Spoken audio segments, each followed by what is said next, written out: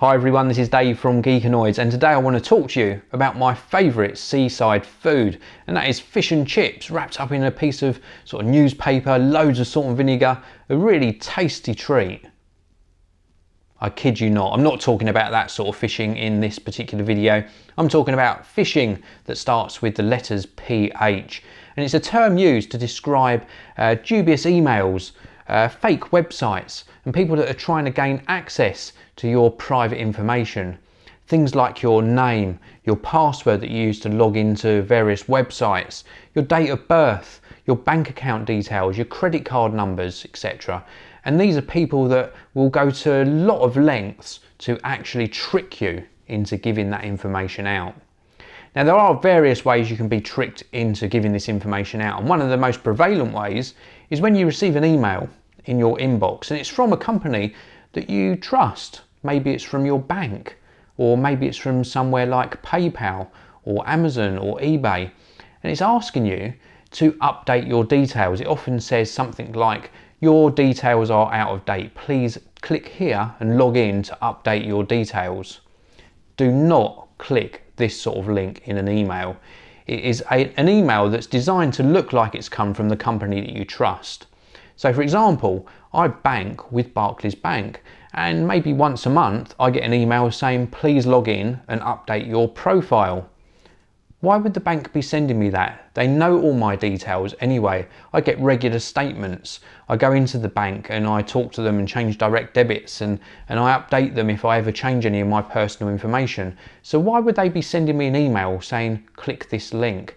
These emails are sometimes even littered with spelling mistakes and typos, and that's a good indication that they are in fact fake. And you can also see who the sender is, but the rule of thumb really is not to click that link.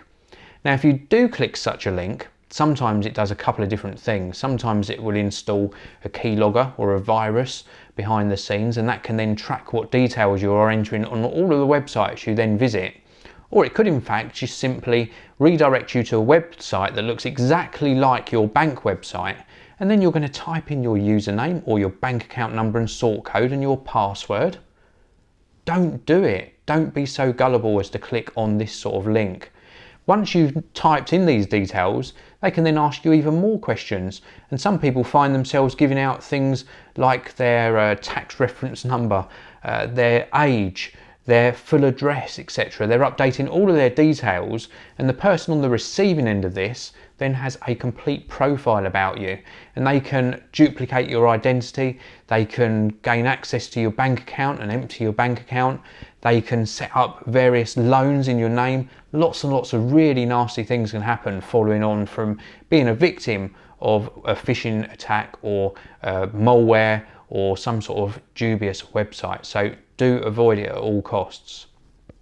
Now, there are various things you can do to protect yourself from such things. One of them is using a virtual private network. You can also install virus protection and malware software to really protect yourself from this sort of thing. It will warn you if you're going to a suspicious looking website, or in fact if you've got some software installed on your computer that shouldn't be there.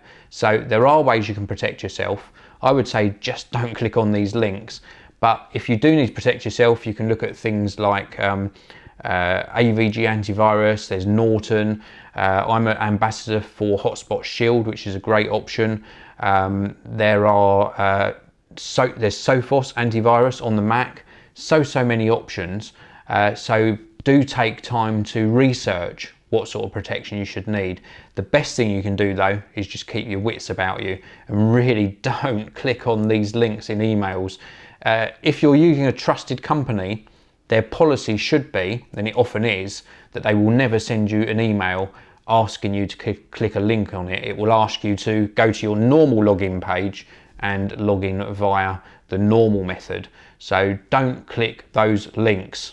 Thank you very much for watching. I will see you all in the next one.